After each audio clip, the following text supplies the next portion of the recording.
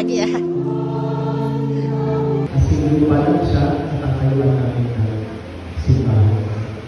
We were invited by Bishop Sok Villegas.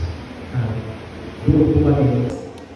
April 3, nagkaroon po na kumpisalang bayan sa ating parokya pagkatapos po ng 6 p.m.